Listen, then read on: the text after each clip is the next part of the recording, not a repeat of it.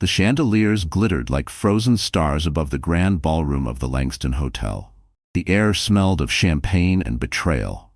Grace Miller stood near the entrance, clutching the edge of her pale blue gown, her heart thudding in disbelief. This was supposed to be her husband's company anniversary gala, a night they had planned together for months.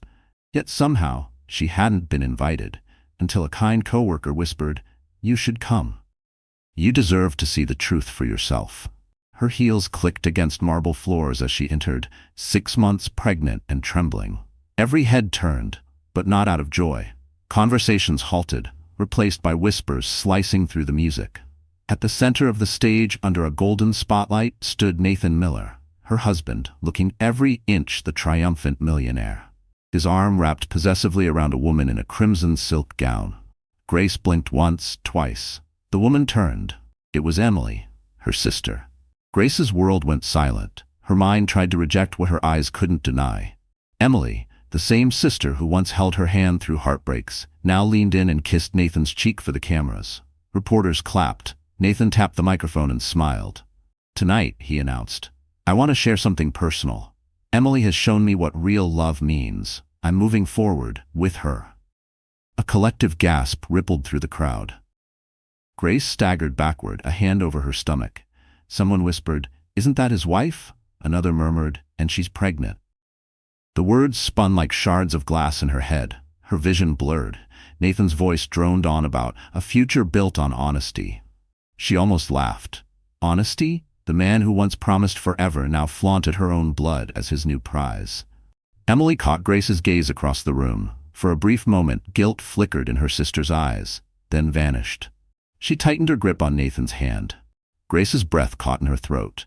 Her knees buckled, but she refused to fall. She wouldn't give them that satisfaction.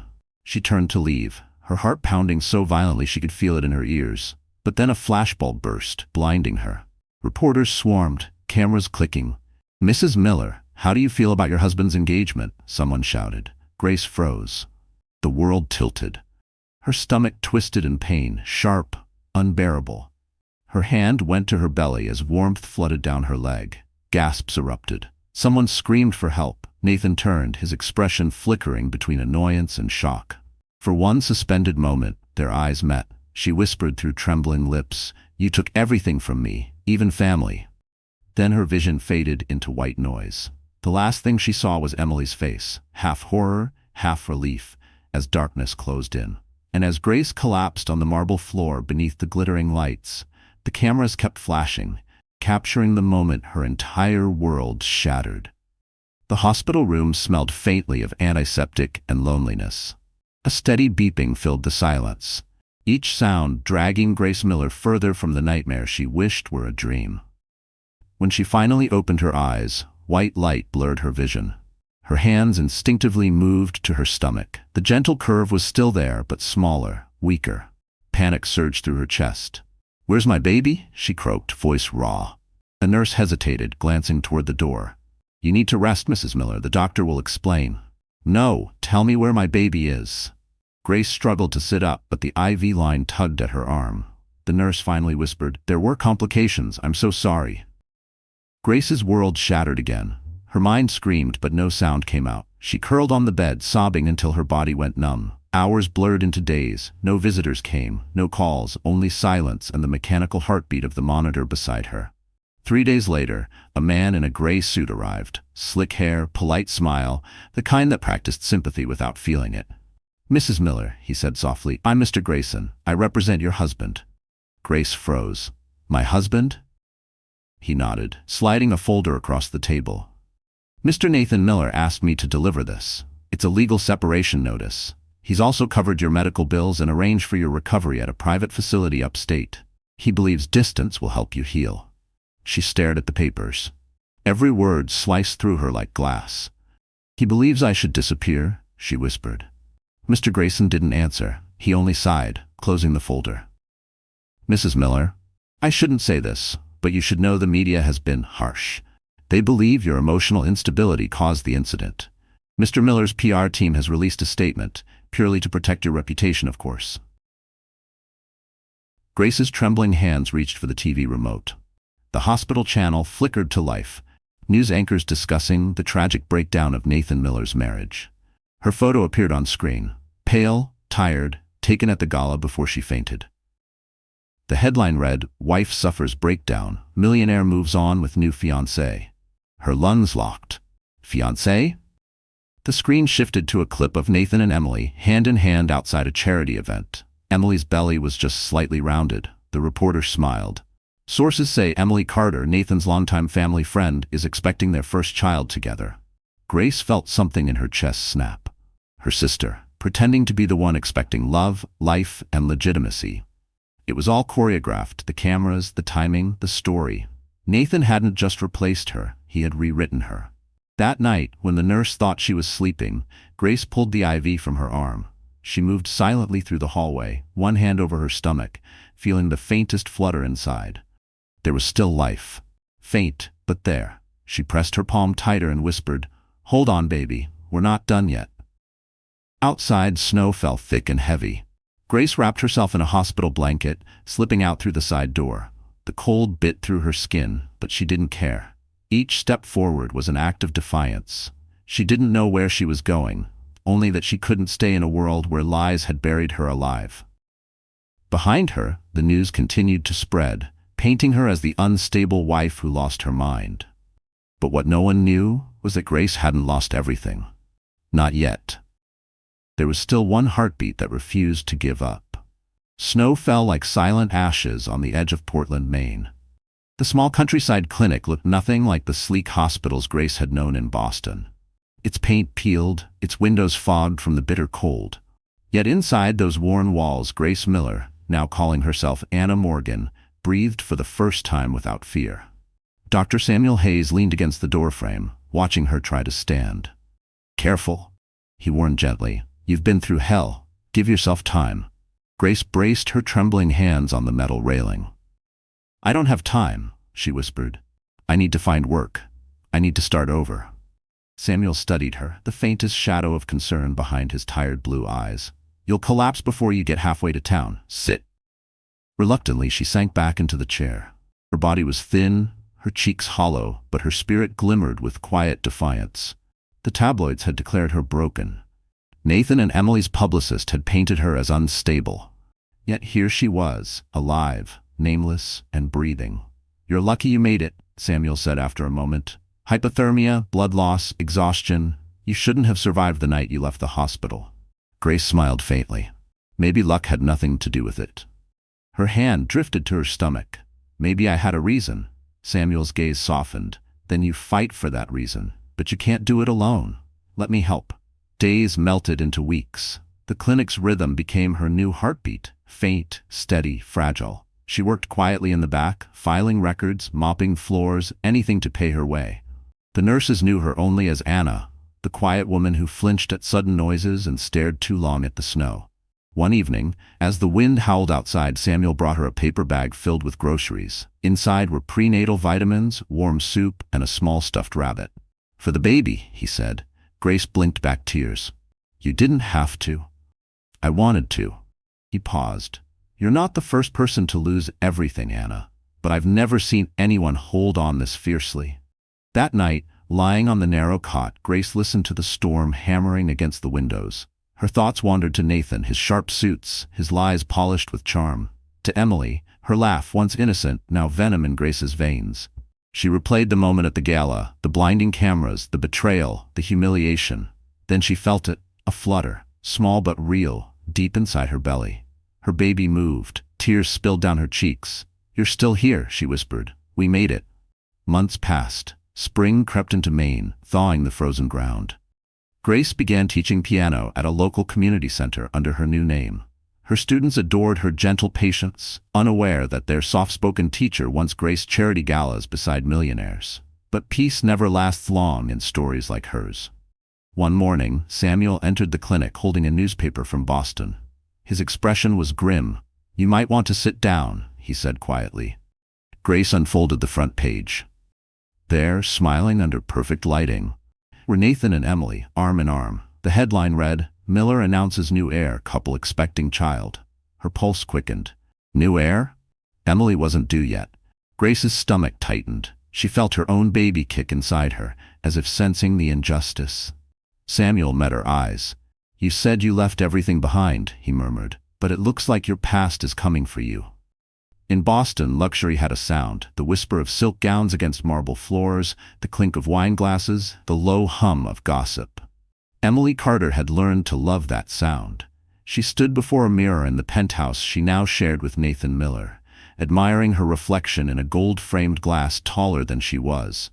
Her diamond necklace caught the light as she smiled at the image looking back. The woman who had won. Nathan stepped behind her, his reflection towering over hers. "You look perfect," he said, his hands sliding over her shoulders. "You were made for this life, Emily." She smiled sweetly, but her eyes flicked to the briefcase sitting on the counter. Inside were legal documents, transfers, account closures, new ownership papers. "And what about the old life?" she asked carefully. "Grace's name is still on some of your accounts. Won't that be inconvenient?" Nathan's smile tightened. "Already handled. I signed the transfer this morning. My lawyer said we just need her final signature on one last paper." Emily's lips curved into something colder than satisfaction. "Leave that to me." That evening she called Grace's old number, her voice trembling with faint concern. "Grace? Oh my God, I heard what happened. I'm so sorry. Nathan didn't mean for any of this. He's confused." Grace sat in the dim light of her rented room in Maine, her phone pressed to her ear, heart pounding. "You stole my husband, Emily," she whispered. "I didn't steal him. You lost him," Emily replied softly, almost lovingly. "But listen, there's still one thing we can fix. Nathan wants to make sure you're financially supported. There's a document, just a formality. Sign it, and you'll never have to worry about money again." Grace hesitated. The word support echoed in her mind. Money, safety, maybe a chance to secure something for her unborn child. "Send it," she said quietly. The papers arrived 2 days later, couriered by a smiling man in a suit. The envelope bore Nathan's company seal. Grace's hands shook as she signed her name, Grace Miller, at the bottom of the last page. She didn't know that what she signed wasn't a support agreement. It was a full relinquishment of her marital assets, her shares, her rights, her future. In Boston, Emily watched the confirmation email arrive on Nathan's phone. Her pulse quickened. "She signed," she whispered. Nathan glanced up. "Good, now it's official." But Emily's ambition went further. She wanted more than Nathan's love. She wanted power. Late at night, she crept into his office, scanning documents, memorizing passwords. Nathan was wealthy, but not as wealthy as he pretended. Several of his accounts were leveraged, his investments risky. Emily saw opportunity in chaos. When the news broke that Nathan's company had landed a billion-dollar government contract, Emily made sure her name appeared on the ownership filings as co-director. Nathan didn't even notice until weeks later. "I just thought it looked better for the public," she explained sweetly, her hand resting on his arm. He laughed, kissing her forehead. "You're clever, Em." Clever didn't begin to describe her. By the time Nathan realized what she'd done, Emily already controlled half of his fortune, all under the guise of protecting their future family. And miles away, Grace held the same pen she'd used to sign her life away, unaware that her own sister had transformed her signature into a weapon. In a world built on lies, Emily wasn't just the other woman. She was becoming the new Mrs. Miller, one forged in deceit and greed. The storm that night was merciless. Rain battered the roof of the small Maine clinic, thunder shaking the fragile walls. Grace lay in bed, clutching her swollen stomach as waves of pain tore through her. She wasn't due for another month. Something was wrong. "Dr. Hayes," she gasped, her voice barely a whisper. Within seconds, Samuel burst into the room, his coat drenched from the storm. "It's too soon," he murmured, checking her pulse. "The stress, it's triggering early labor." Grace's hands trembled as another contraction ripped through her body. "Save the baby," she pleaded. "Please, just save the baby." Samuel's jaw tightened. "I'll do everything I can." He called the nurses, his tone sharp but calm. Lightning flashed through the window, illuminating Grace's pale face. Sweat soaked her hair. She screamed, her voice lost beneath the thunder. Hours passed in agony, then silence. For a moment, the world stilled. Grace lay limp, her body shaking with exhaustion. Samuel stood over her, face pale, eyes heavy with sorrow. Where's my baby?" she whispered. He hesitated. "One of them didn't make it." Her breath caught. 1? Samuel nodded slowly. You were carrying twins. We tried, Grace, we really did. But one was too weak, the other is alive. Barely. The room spun. Twins? She hadn't even known. Tears streamed down her cheeks as Samuel placed a tiny fragile bundle in her arms. The baby's chest rose and fell with shallow, uneven breaths. He's strong, Samuel said softly. He wants to live. Grace clutched the child against her chest. Noah, she whispered. Your name is Noah. For 3 days she refused to sleep. She sang lullabies to him, her voice hoarse from exhaustion. But there was a shadow over the clinic, a strange unease that Samuel couldn't explain. He'd noticed unfamiliar men in suits lingering outside, claiming to be from an insurance agency. They asked too many questions about a patient who didn't exist on record. Anna Morgan. On the 4th morning, Samuel left to contact a friend who could help move Grace to a safer place. When he returned, the nursery was empty. The crib was overturned, the blanket gone, the baby's soft cries replaced by silence. Grace was sitting on the floor, rocking back and forth, eyes vacant. They took him, she whispered. Someone took my baby. Samuel's blood ran cold. Oh? She shook her head weakly. A nurse? I thought she was helping. She said Noah needed oxygen. She took him, and she never came back. He rushed to the records, but the name the woman had used didn't exist. The security cameras had been disabled by the storm. No trace. Nothing. The police searched for days, but no leads surfaced. Grace's grief turned into quiet madness. She barely spoke, barely ate. Samuel stayed by her side, refusing to let her vanish completely. 1 week later, a package arrived at the clinic. No return address. Inside was a small white blanket embroidered with blue thread. It smelled faintly of Grace's perfume. Beneath it was a single note, written in an elegant, familiar hand. You were never meant to be a mother, Grace. Some things belong to those who deserve them. No signature. But Grace knew that handwriting. Her fingers trembled as she clutched the note. It was Emily's. And at that moment, Grace realized her sister hadn't just stolen her husband, she had stolen her child. 6 months later, Boston gleamed under spring sunlight, the city alive with wealth and whispers. On the front page of the Boston Chronicle, a headline stretched across the glossy paper. Nathan Miller and Emily Carter welcome their firstborn, a miracle baby boy. Grace stared at the photo in disbelief. She sat in a small cafe in Maine, the newspaper trembling in her hands. Emily's smile looked radiant, maternal, almost saintly. Nathan stood beside her, proud, his arm around her waist. In Emily's arms was a baby wrapped in a familiar white blanket, the same one that had vanished the night Noah was taken. The blue embroidery glinted faintly in the photo's corner. Grace's coffee cup slipped from her grasp and shattered on the floor. The world blurred. It couldn't be. But deep down her mother's heart knew that was her son. Her Noah. Dr. Samuel Hayes found her an hour later, sitting motionless on a park bench, the newspaper crumpled beside her. Grace, he said softly, you need to breathe. She's raising him, Grace whispered. My sister is raising my child. Samuel hesitated. It's possible, but we need proof before you go to the police. Grace turned to him, her eyes no longer hollow but burning with purpose. Then we'll get proof. 2 weeks later, Grace boarded a bus back to Boston. Her heart raced as the skyline came into view. Her city, her memories, her ghosts. She'd become Anna Morgan now. Hair dyed dark chestnut, glasses perched on her nose, her once elegant hands calloused from work. No one would recognize her. She rented a small room above an old music shop in Back Bay and began teaching piano lessons again. It was her way back into society, quietly, invisibly. The children adored her. Their parents saw only a gentle teacher, not a woman haunted by loss. But every night, Grace watched from afar. She learned where Nathan and Emily lived, a glass mansion overlooking the Charles River. Paparazzi often camped outside, snapping photos of the perfect couple. Through those pictures, Grace followed her son's growth. His curls, his small hands, the way his eyes shone with a light she remembered from the ultrasound screen. Her heart broke anew each time. One evening, as she closed the shop, she noticed a sleek black car parked across the street. A man in a gray coat sat inside, pretending to read a newspaper. Grace's instincts prickled. She turned abruptly and walked the other way. The car followed. She ducked into a crowded bookstore, heart pounding. Through the glass, she saw him make a call. Someone was watching her. They know I'm alive, she thought. That night, Samuel called. Grace, I checked the clinic records. he said urgently. "The nurse who took Noah? Her license was registered under a fake name, but the address listed, it's Nathan Miller's company headquarters." Grace gripped the phone. "They did it," she whispered. "They took him. Together."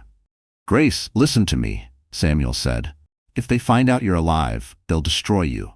Stay hidden until we can expose them legally." But Grace had already made up her mind. She couldn't wait. She wouldn't. She stared out the window at the city lights flickering like 1,000 watching eyes. "You once told me I was lucky to survive," she said quietly. "But it wasn't luck, Samuel. It was unfinished business." As thunder rolled over the Charles, Grace packed a small bag. In the mirror, she barely recognized the woman staring back. Stronger, colder, alive. The world thought Grace Miller was dead. But that night, the ghost returned to Boston. And this time, she was ready to haunt the living. Emily Miller had everything she ever wanted, or so it appeared. Her life was a glossy magazine spread. Designer gowns, charity luncheons, photos of her smiling beside Nathan in front of flashing cameras. She had the mansion, the title, and the child she'd stolen. But beneath the layers of luxury, unease was beginning to rot the foundation of her new world.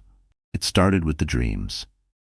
Every night, she saw Grace standing in the doorway of the nursery, face pale, eyes hollow, holding the same blue blanket Emily now used to swaddle her baby.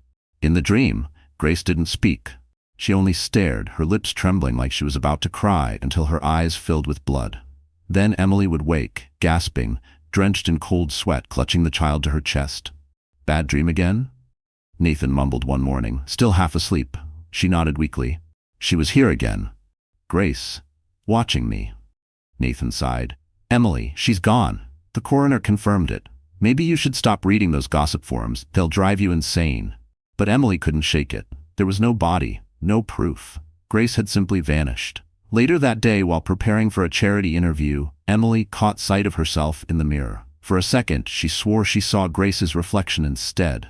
Same eyes, same quiet fury. She blinked, and it was gone. But her hands shook so badly she spilled coffee down her silk blouse. Nathan noticed her trembling and frowned. "Are you sure you're okay? Maybe we should postpone the event." "I'm fine," she snapped too quickly. Then softer, "I just need rest." But rest wouldn't come, not when anonymous letters began arriving. The first one was slipped under the front door. No stamp, no return address. Inside was a single photograph, Nathan and Emily at the gala months ago, the night everything began. On the back, written in neat cursive, were 4 words. "She remembers everything now." Emily's heart pounded. She tore the photo to pieces, throwing it into the fireplace before Nathan could see. But 2 days later, another envelope appeared, this one containing a baby rattle, identical to the one Grace had bought months before the betrayal. By the 3rd letter, she was too frightened to sleep. Nathan grew irritated with her paranoia. "You're imagining things," he said. "If you keep acting unstable, people will start talking." "People?" Emily repeated, her voice trembling. "You mean your investors, your precious image?" He didn't respond. He just poured himself another drink. That night, Emily tiptoed into the nursery. The baby stirred softly in his crib, his tiny fist gripping the corner of the blue blanket. She brushed his hair back and whispered, "You're mine. She can't have you." From outside the window, a figure watched, motionless, cloaked in shadow. Grace's breath fogged the glass as she looked at the son she once held for a single night. Her chest tightened, but she stayed silent. The moment wasn't right. Not yet. Downstairs, Emily suddenly felt the air grow colder. The nightlight flickered. A faint melody drifted through the baby monitor, a lullaby she hadn't sung. Her heart froze. It was Grace's song. She spun around, searching the dark corners of the room. Who's there? Silence. Only the soft hum of the monitor. But when she looked back at the crib, the blanket had fallen to the floor. Emily backed away, trembling, clutching her child. And outside, Grace whispered to the wind, "You stole my life, Emily. Now I'll take back what's mine." Boston's Beacon Hill was a fortress of privilege, tall brick homes, iron gates, and secrets sealed beneath layers of money. When Grace returned under her alias, Anna Morgan, she knew she couldn't confront Nathan and Emily alone. She needed information, evidence, and time. What she didn't know was that fate was about to hand her an unexpected weapon. It started on a rainy morning. Grace was opening the small piano studio she'd built above a bookstore when a woman appeared at the doorway, mid-30s, trench coat dripping, hair clinging to her face. "You teach music?" she asked, her tone urgent. Grace nodded, cautious. "Mostly children. Are you looking for lessons?" The woman smiled faintly. "Not exactly. I'm looking for a story." She reached into her bag and pulled out a press badge. "Claire Dawson, investigative journalist, The Boston Chronicle." Grace froze. "I'm sorry, you've mistaken me for someone else." Claire tilted her head. "I don't think so, Mrs. Miller." The name hit like a bullet. Grace's pulse quickened. "That name doesn't belong to me anymore." Claire's expression softened. "I've been following your case since the gala. I never believed what they said, that you had a breakdown, that you lost your mind. The evidence didn't add up." Grace's first instinct was to run. But something in Claire's eyes, steady, kind, and quietly furious, stopped her. "Why would you care?" Grace whispered. "Because I lost my job for publishing a story about Nathan's company 2 years ago," Claire said. "He buried me in lawsuits. But recently I found something. Financial discrepancies, deleted hospital records, and a nurse who disappeared the same week your baby did." She slid a small flash drive across the piano lid. "You might want to see this." Grace's hands trembled as she plugged it into her old laptop. Photos appeared. Hospital files, signatures, and a grainy still from a security camera. There, blurred but unmistakable, was Emily walking through the maternity ward in a nurse's uniform, carrying a bundled infant. Grace's breath caught. "That's him. That's Noah." Claire nodded. "Emily forged transfer papers under a fake medical ID. Your baby didn't die, Grace. He was taken." Tears welled in Grace's eyes, but her grief turned quickly to steel. "Then we exposed them." "Not yet," Claire said sharply. "They're powerful. You go public without proof, and they'll destroy you again. We need to build a case, slowly, quietly." For the next month they worked in secret. Claire dug through financial records. Grace gathered evidence from Nathan's old business contacts. She found out Emily had gained control of half of Miller Tech through documents bearing Grace's forged signature. One evening, as they sat surrounded by papers and photographs, Grace asked quietly, "Why are you really helping me, Claire?" The journalist smiled sadly. "Because women like us don't get justice handed to us. We take it back." Outside, thunder rolled again over Boston. Across the city, Emily and Nathan were hosting another lavish fundraiser, smiling for cameras, their sins hidden under designer smiles. But that same night, Grace sent an anonymous envelope to a board member of Miller Tech. Inside was a single photograph, Emily in the hospital hallway, holding a baby she had no right to claim. As the clock struck midnight, Grace looked out her window toward the glittering skyline. "You wanted a ghost," she murmured. "Now you've got one." And far below, in the dark heart of the city, the first cracks began to form in Nathan and Emily's perfect empire, placed there by the woman they thought was gone forever. The first snow of winter dusted the narrow streets of Beacon Hill, coating the city in quiet white. Inside her small apartment above the piano shop, Grace sat beside the fire, her breath coming in shallow waves. The contractions had started hours ago, steady and relentless. There was no hospital this time, no sterile lights, no doctors whispering about complications. Only Dr. Samuel Hayes, her only friend, standing over her with steady hands and eyes full of concern. "You're doing great," he said softly. "Just a little longer, Grace." "I can't," she gasped, gripping the blanket. "Not again. I can't lose another one." "You won't," Samuel promised. "He's strong. So are you." The storm raged outside, wind howling against the old windows. Grace's world narrowed to pain and memory. The blinding lights of the gala, the betrayal, Emily's smirk, the note that stole her sanity. Every scream was an exorcism of the life she'd lost. And then, through the agony, came a small, sharp cry, raw, fragile, alive. Samuel smiled. "You did it." Grace collapsed back against the pillow, tears mixing with sweat. The doctor handed her the baby, wrapped in a clean towel. The moment her arms closed around him, the world stilled. The child blinked up at her, eyes a deep, stormy gray, the same as Nathan's. Her heart clenched. "Noah," she whispered, "you came back to me." For a long time she simply held him, her tears falling onto his tiny hands. Samuel watched quietly, his throat tight.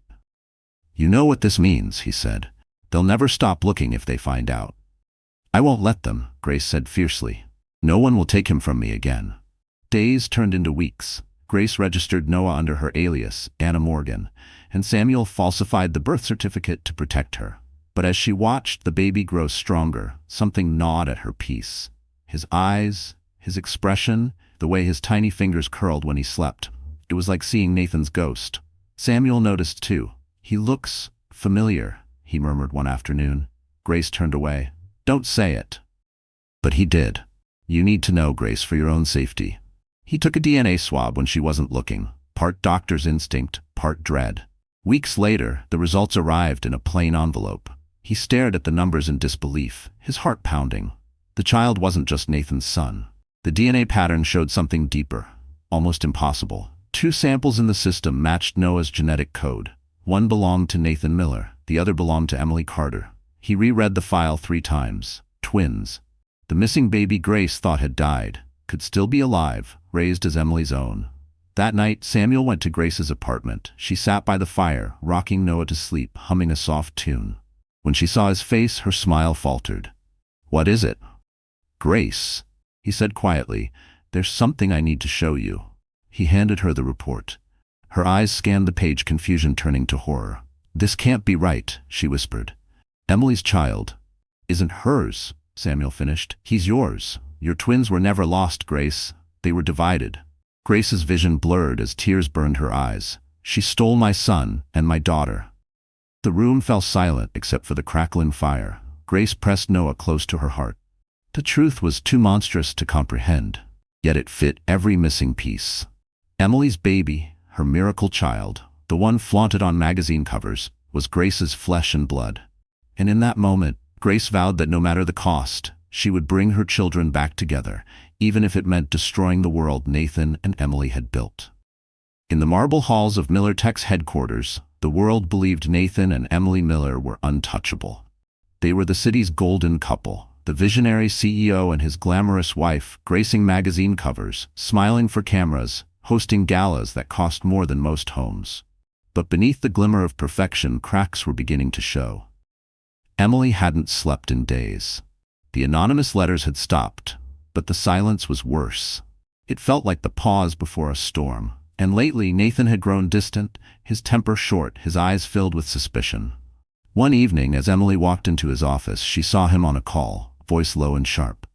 "I don't care what it costs," he hissed. "I want another test. I want to be absolutely sure." Emily froze at the doorway. "Another test?" When he hung up, she forced a smile. "Everything okay?" Nathan looked up, startled. "It's nothing. Business." But his hand trembled slightly as he poured himself a drink. But she noticed a small envelope on his desk, stamped with the name Hayes Medical Laboratory.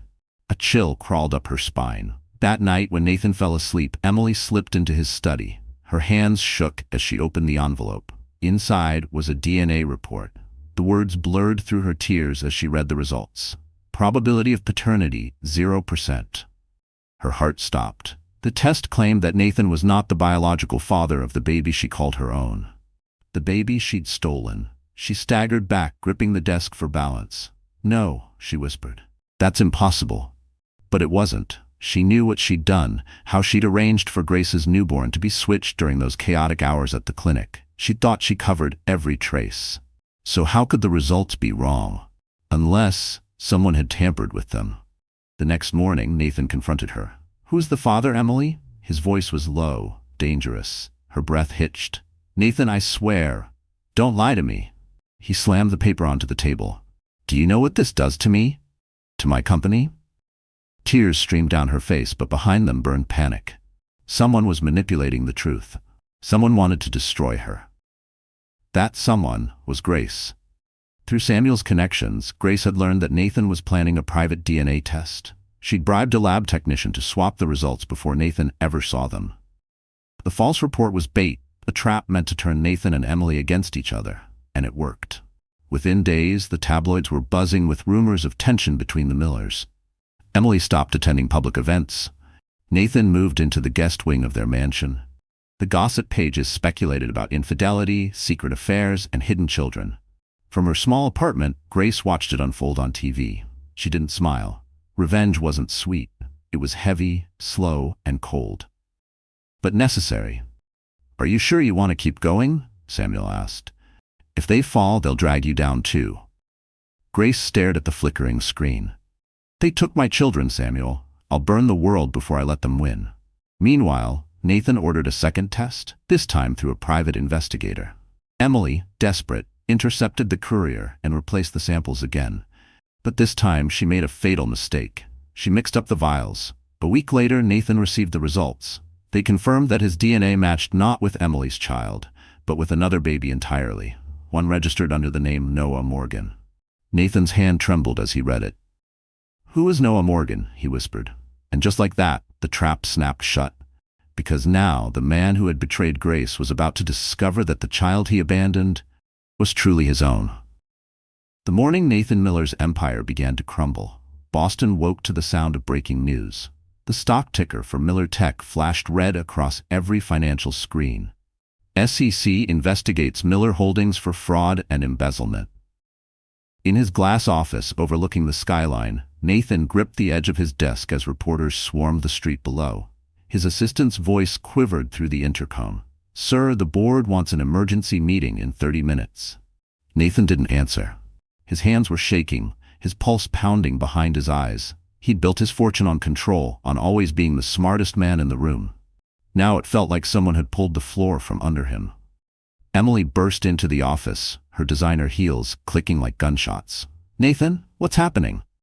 He turned, jaw tight. "Someone's leaking internal documents, contracts, bank transfers, even private emails. The SEC thinks I falsified numbers on 3 government bids." Emily's voice cracked. "That's ridiculous. You'd never." "Wouldn't I?" he snapped, then sighed. "It doesn't matter. Once the press gets hold of this, it's over." Emily stepped closer, her fear masked by anger. "We can fix it. Hire lawyers, pay off whoever's talking. We've done it before."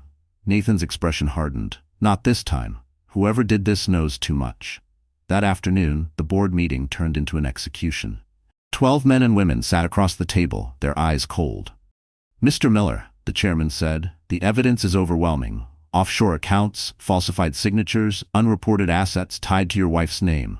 Nathan blinked. "My wife's name?" "Yes," the chairman said, sliding a folder across the table. "Emily Miller, co-director of Miller Tech. Half the transfers were signed by her." Nathan's stomach dropped. He opened the folder, and there it was.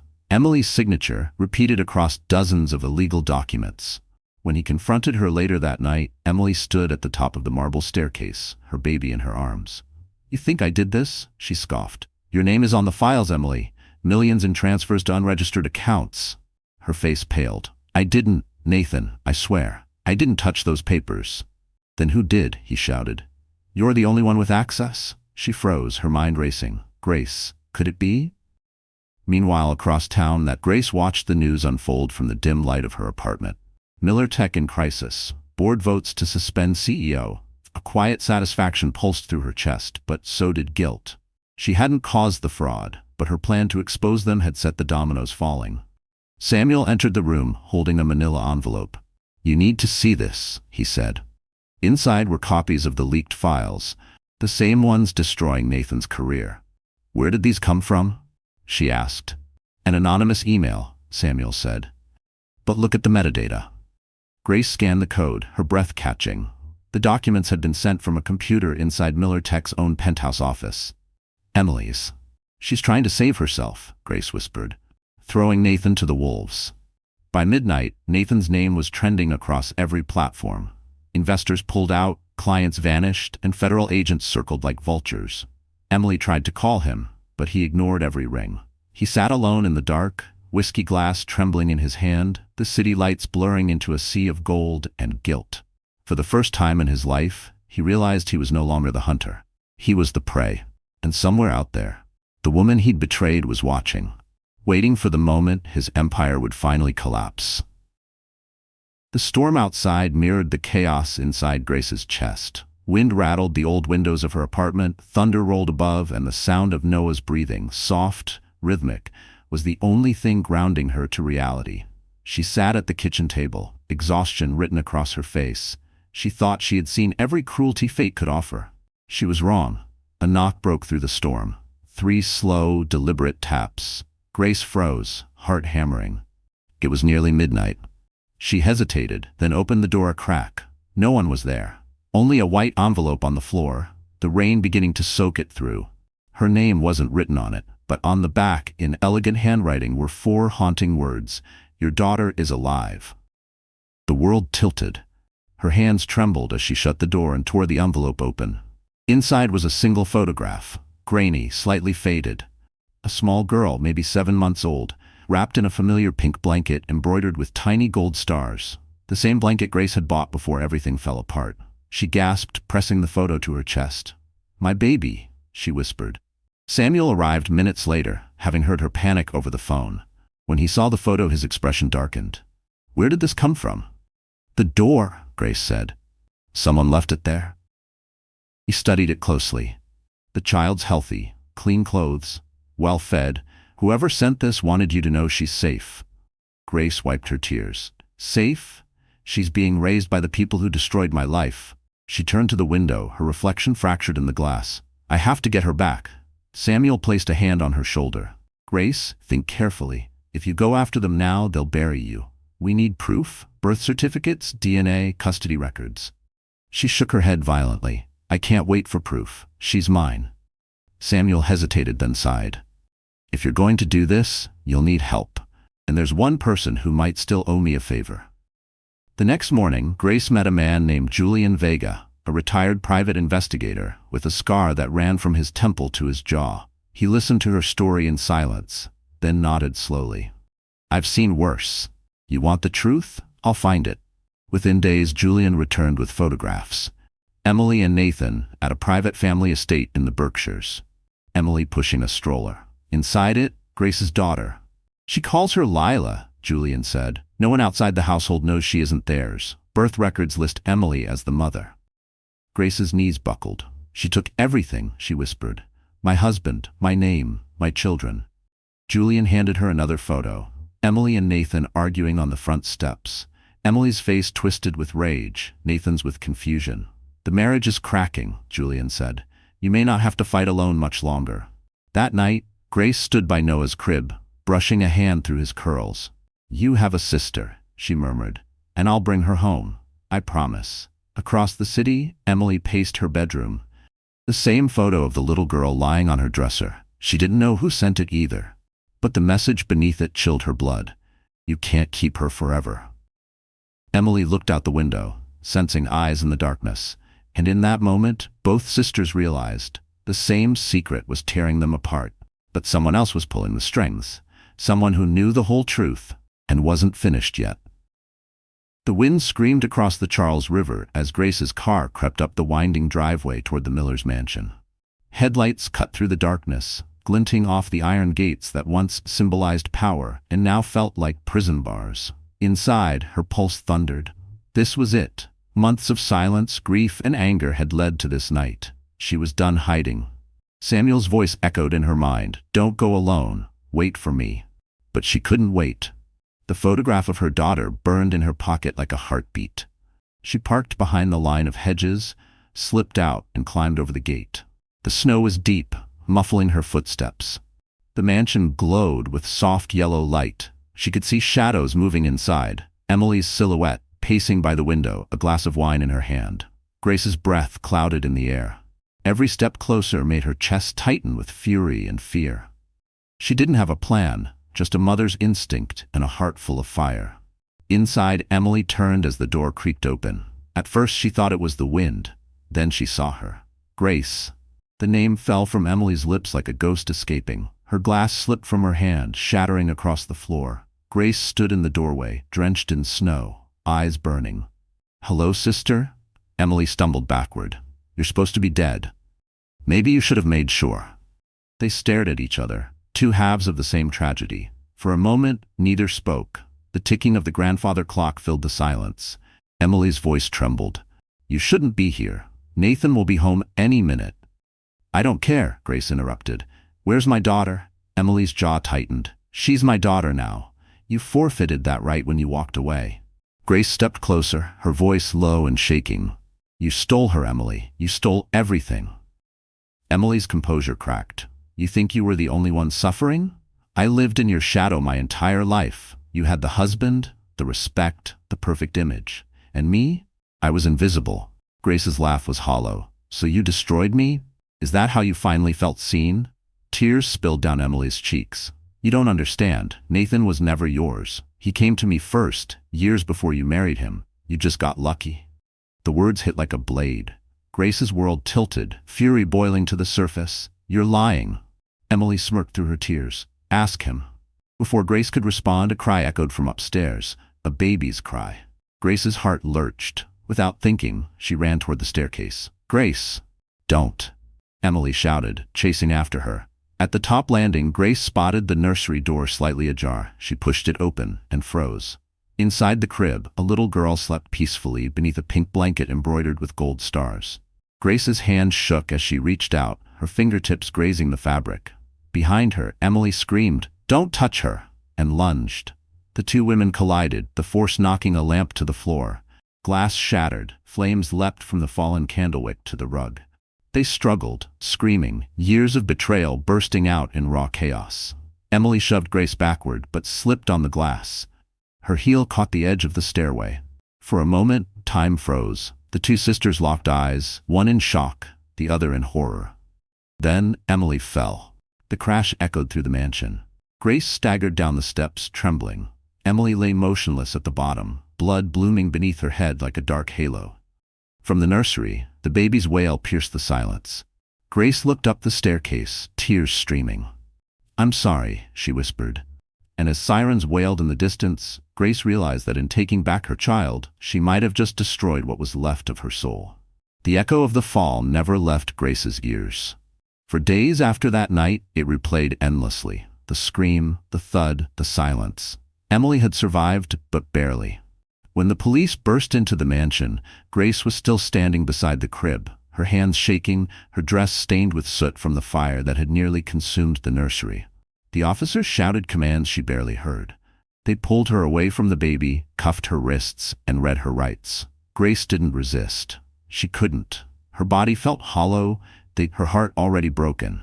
Now, weeks later, she sat in a courtroom that smelled of paper and perfume, her wrists wrapped in cold metal, the world watching.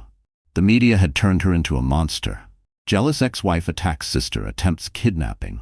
Cameras flashed every time she moved. Across the aisle, Nathan sat beside Emily, who wore a neck brace and bandages along her face. The sight twisted Grace's stomach. Her once perfect sister now looked fragile, pitiful, yet her eyes still gleamed with venom. When the judge entered, the whispers ceased. This court will now hear the case of Grace Miller, charged with assault, breaking and entering, and attempted child abduction, the clerk announced. The prosecutor stood. Your Honor, this is a clear case of obsession. The defendant, unable to accept her husband's new marriage, broke into their home with intent to harm. Grace's lawyer, a weary public defender named Mr. Carver, rose shakily.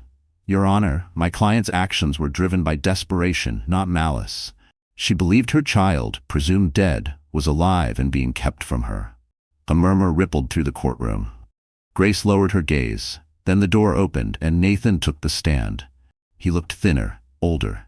His voice was steady, but there was a tremor underneath. Grace has always been emotional. After the miscarriage, she became unstable. We did everything we could to help her. Grace's head snapped up. You're lying, she shouted before Carver pulled her back. Nathan avoided her eyes.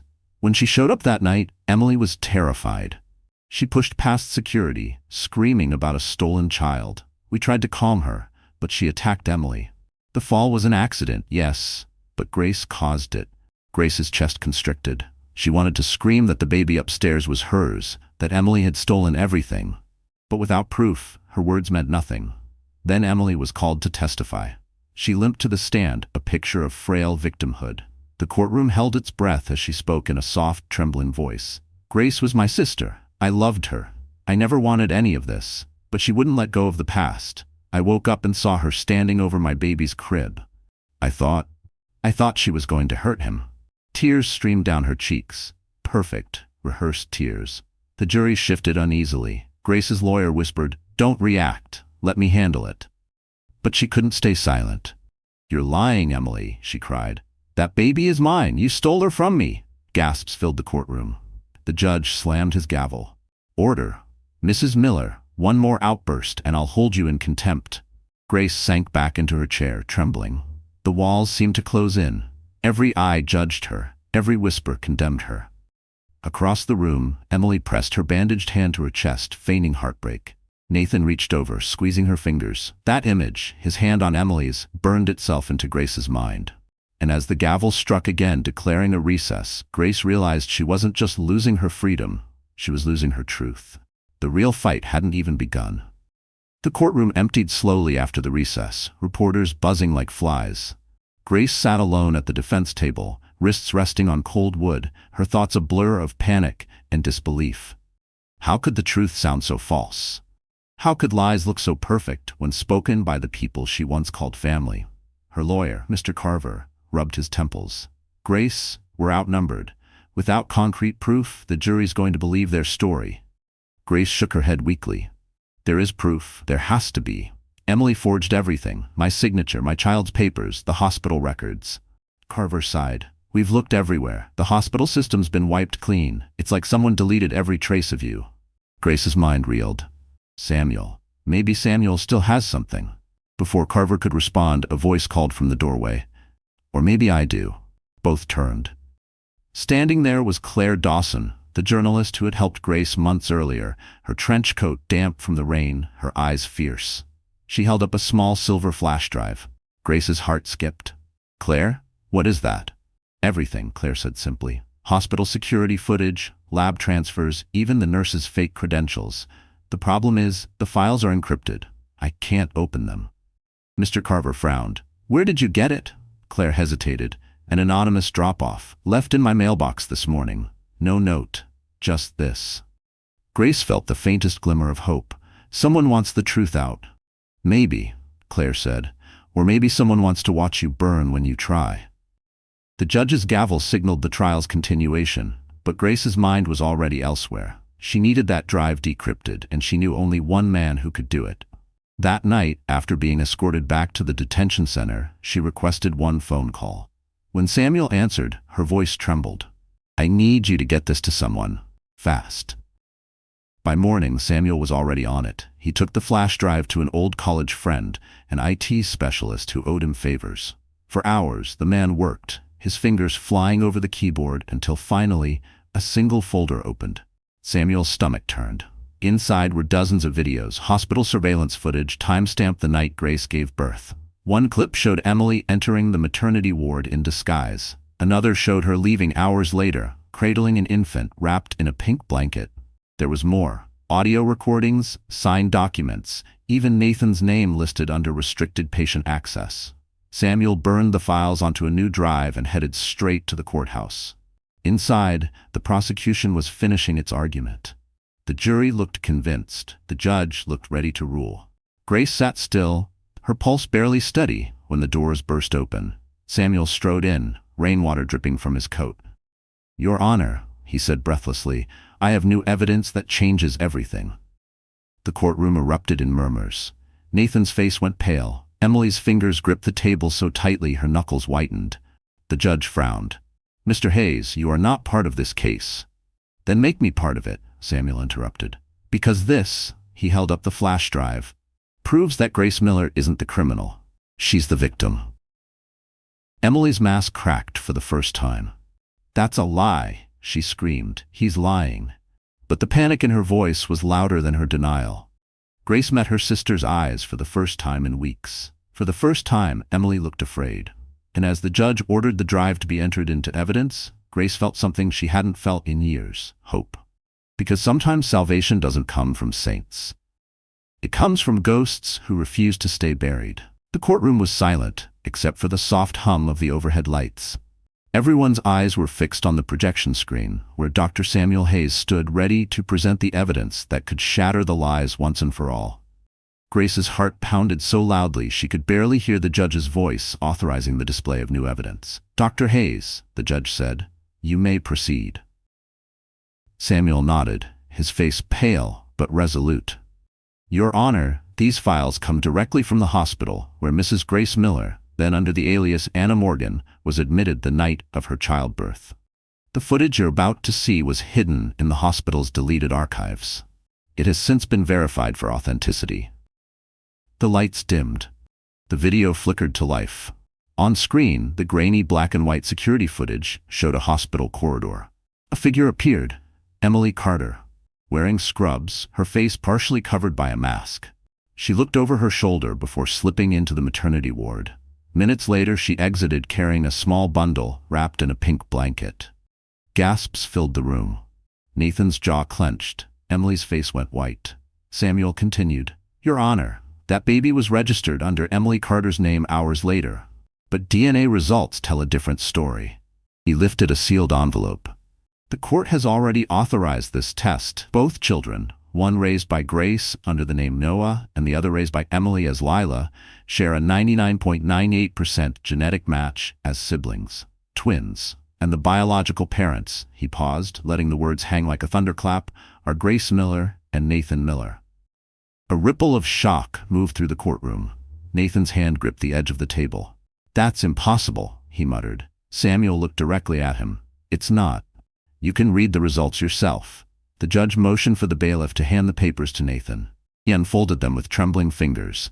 His eyes scanned the lines and his expression broke, something between disbelief and shame. Grace sat frozen. After all the pain, the accusations, the betrayal, this was the truth she had begged for. Her children were alive, her blood, her proof. Emily's voice shattered the silence. "It's not true," she screamed, standing abruptly. "This is a setup, that footage, it's fake. You all want to ruin me." The judge raised his gavel. "Mrs. Miller, control yourself." Emily's hands shook violently. "You don't understand. He was mine. Everything was supposed to be mine." Her voice cracked, desperation spilling out. "I did what I had to do. She didn't deserve them." The courtroom gasped. Even the prosecutor leaned back, stunned. Nathan stood slowly, staring at her with hollow eyes. "You took my children, and you lied to me." Emily turned toward him, her voice softening. "I did it for us, Nathan. I wanted to protect what we had." "There was never an us," he said coldly. "Just the ruins you built." The judge cleared his throat, bringing the room back under control. "The evidence is clear. The custody of both children will be re-evaluated immediately. Mrs. Grace Miller, pending review, is to be released under supervision." Tears streamed down Grace's face as she covered her mouth. Freedom, her children, the truth, all of it, finally within reach. As the bailiff removed her handcuffs, she looked at Samuel. "You did it," she whispered. He smiled faintly. "No, you did. You survived long enough to fight back." But across the courtroom, Emily's expression shifted from horror to something darker. Her lips curled into a trembling smile, the smile of someone with nothing left to lose. And as Grace stepped into the cold sunlight outside the courthouse, she didn't realize the war wasn't over. Because Emily Carter had just decided to burn everything that remained. The hospital room was dim, the only light coming from the faint glow of the heart monitor beside the bed. Emily Carter lay motionless, her skin pale against the white sheets, her arm wrapped in bandages. The sedatives kept her quiet for weeks after her courtroom outburst. The world believed she was broken, but the truth was far more dangerous. She was waking up. A nurse entered quietly, checking her IV. Emily's eyes fluttered open. For a moment, confusion clouded her expression. Then, as the nurse adjusted her blanket, a whisper escaped her lips. "Noah, Lila." The nurse froze. "Mrs. Miller, did you say something?" Emily's eyes widened, memories flooding back in flashes. The hospital, Grace's screams, the baby swap, the look on Nathan's face when he realized. A shiver crawled down her spine. "Where is my husband?" she asked softly. The nurse hesitated. "He hasn't been here." Of course he hadn't. Nathan was too busy saving his empire and reputation. Emily turned her head toward the window, the city skyline glowing in the distance. For years she had fought to build this life, to prove she was more than Grace's jealous little sister. Now, everything she had stolen was slipping through her fingers. Days passed. Reporters camped outside the hospital, hungry for updates. The fallen socialite, they called her. The jealous sister who stole her sibling's life. Every headline cut deeper than the last. But Emily didn't break. She waited, she listened, and slowly she remembered everything. One night a figure entered her room. Nathan. His once polished appearance was gone, his face haggard, his voice low. "Emily," he said, "we need to talk." She smiled faintly, though her lips trembled. "About what? The children you tried to erase, or the wife you tried to destroy?" He flinched. "You lied to me. You took Grace's baby." She laughed bitterly. "And you took everything from her long before I did. Don't act like you're the victim now." Nathan's voice cracked. "I loved you, Emily, but I can't fix what you've done." Emily's eyes filled with tears, not of regret, but of fury. "You don't get to walk away. Not after this." Her voice dropped to a whisper. "I made you. Without me, you're nothing." He turned to leave. "Then I guess I'll be nothing." When the door closed, Emily's calm shattered. Her hand trembled as she reached for the phone. "Get me my lawyer," she hissed, "and send a message to the press. I'm ready to tell my side." That night, the city's biggest network received an anonymous tip, an exclusive interview offer from Emily Miller. But the story she planned to tell wasn't about guilt. It was about revenge. Across town, Grace sat in her apartment, rocking Noah as he slept. Samuel entered quietly. "She's awake," he said grimly, "and she's talking." Grace's stomach twisted. "About what?" "Everything," he replied. "And she's not taking the fall alone." Grace looked down at her son, fear creeping in where relief had once been. "She's coming for us, isn't she?" Samuel didn't answer. He didn't need to. Meanwhile, in the hospital, Emily stared at her reflection in the window. Her eyes were sharper now, colder. "You think you've won, Grace," she whispered, "but you've only taken what's mine, and I always take it back." Outside, rain streaked down the glass, blurring the city lights into a smear of gold and gray. Because in Emily's world, redemption was a fantasy, and revenge was the only thing worth living for. The morning Nathan Miller lost everything. The sky over Boston was gray and merciless. Outside his penthouse, flashing lights from news vans painted the windows red and blue. The once celebrated CEO of Miller Tech was now the headline of every scandal. Nathan Miller charged with fraud and conspiracy. Empire collapses overnight. He stood by the glass wall, staring at the city he used to own. His reflection looked like a stranger, unshaven, eyes hollow, suit wrinkled. Behind him, the sound of boxes being packed echoed through the empty apartment. The housekeeper avoided his gaze. Even the walls seemed to echo betrayal. His phone buzzed. It was his attorney. "Nathan," the man said grimly, "the board voted. You're officially removed as CEO. The government seized your accounts. The mansion and cars, gone. There's nothing left." Nathan didn't answer. He simply hung up and poured himself another drink. The empire he'd built on charm, lies, and power was gone, crumbled under the weight of greed and deceit. The door opened behind him. He didn't need to turn to know who it was. "Hello, Nathan," Grace's voice said softly. He froze. Slowly he turned. She stood in the doorway, dressed simply in black, her eyes calm but unreadable. She wasn't the broken woman he'd last seen in that courtroom. There was strength in her now, a quiet fire that made him feel smaller than ever. "You shouldn't be here," he muttered. "I needed to see it," she said.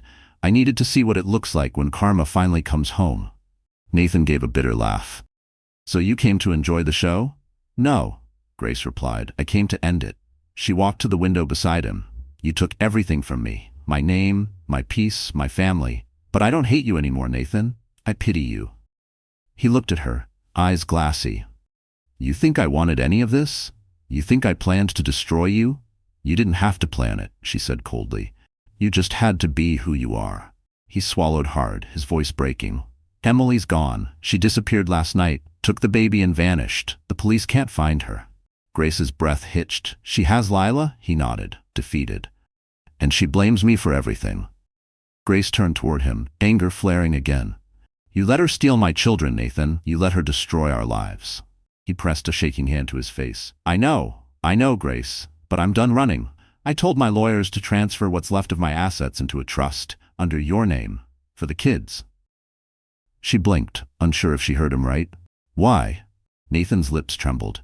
"Because I finally realized what matters. And it isn't money. It's the only thing I can do to fix what I broke." Silence stretched between them, heavy but fragile. For a moment, Grace almost saw the man she'd once loved, the one who promised her forever before greed devoured him. Then the knock came at the door. 2 federal agents entered, badges gleaming. "Mr. Miller," one said, "you're under arrest." Nathan didn't resist. He looked at Grace one last time. "Tell Noah and Lila, I'm sorry." As the agents led him away, Grace stood motionless. Outside, the wind howled over the city that had watched their empire burn. She whispered to herself, "Sorry won't bring them back."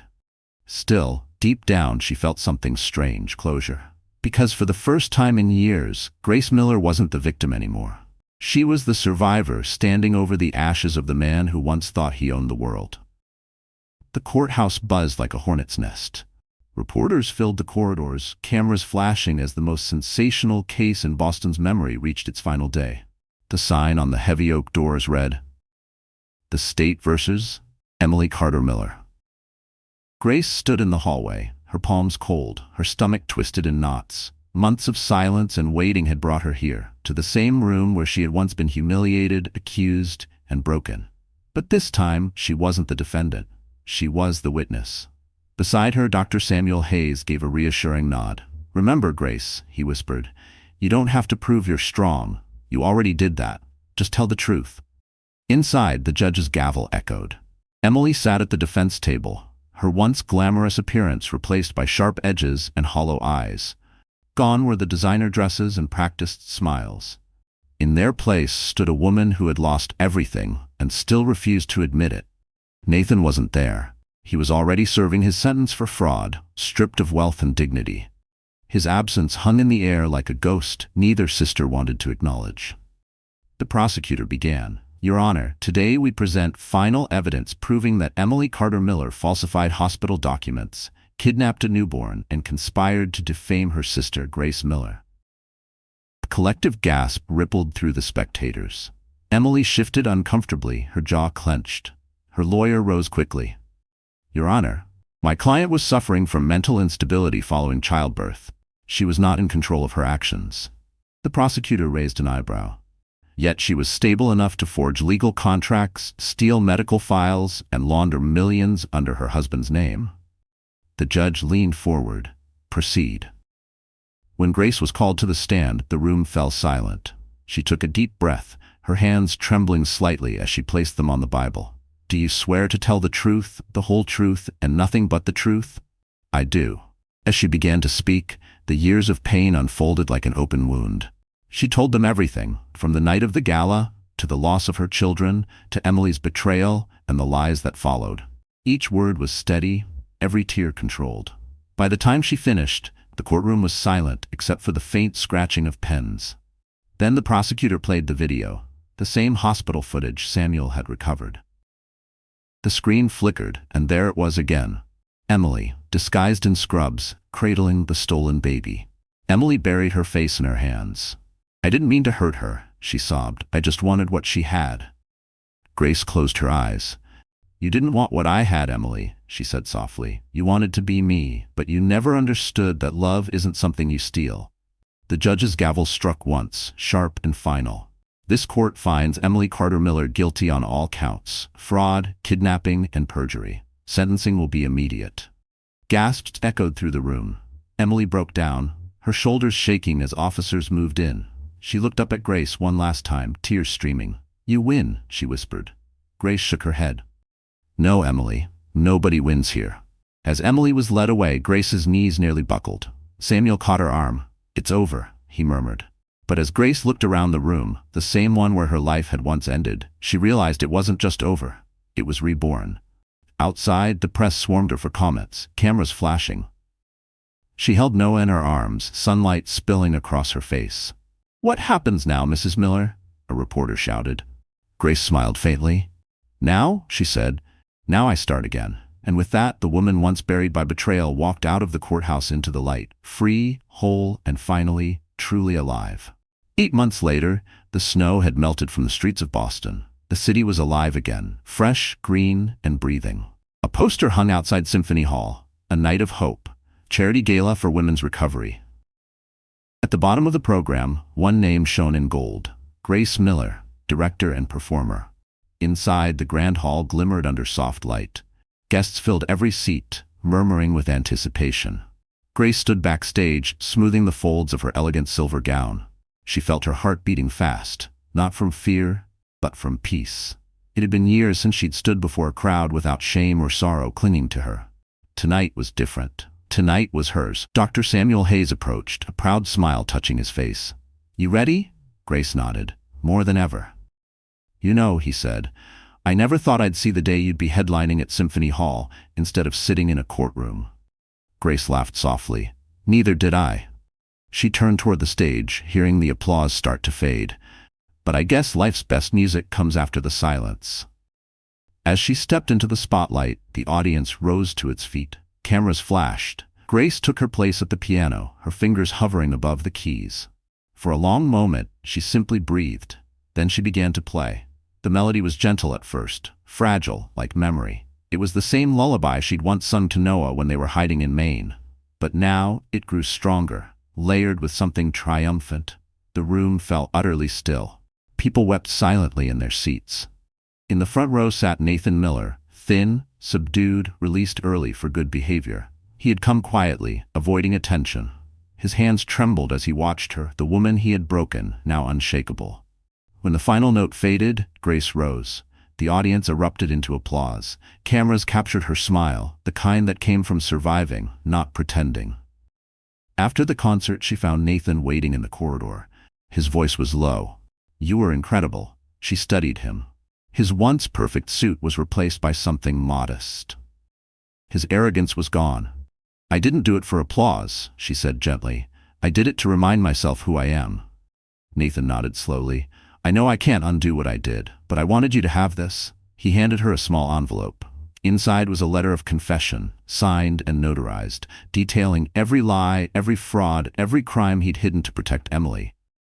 "For the foundation," he said. "Use it to make something better than what we were." Grace stared at him for a long moment, then said softly, "You finally told the truth. Maybe that's the beginning of your redemption." He smiled sadly. "Maybe." As Nathan walked away into the crowd, Grace felt a small hand tug at her dress. Noah stood beside her, clutching his sister Lila's hand. The little girl's curls shone under the hallway lights. "Mommy," Lila said, her voice sleepy, "can we go home now?" Grace knelt, pulling both children close. "Yes, sweetheart, we're going home." Outside, the city glowed with 1,000 lights. Snow began to fall again, soft and pure.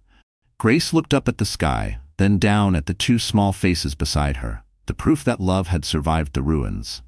"Do you know why Mommy plays music?" she asked gently. Noah smiled. "Because it makes people feel better." Grace kissed his forehead. "Exactly, even the broken ones." They walked hand in hand down the quiet street, their laughter echoing through the night. And as the curtain closed on her story, Grace Miller, once a ghost, now reborn, left behind not just revenge, but legacy. Proof that no betrayal, no loss, no cruelty could silence a woman who remembered how to rise. Trelivit contentio King Aldenoi. So that's how the story ends. Grace's journey wasn't just about revenge or loss. It was about rebuilding, forgiving, and learning to live again. And if you're still here, listening to these final words, then maybe something in her story touched your heart too. Maybe it reminded you of a moment when you felt broken, and somehow you kept going. The Stoic philosopher Marcus Aurelius once wrote, "The obstacle is the way. Every pain, every betrayal, every fall, these are not the end. They're the beginning of the person you're meant to become." Grace didn't find healing by winning.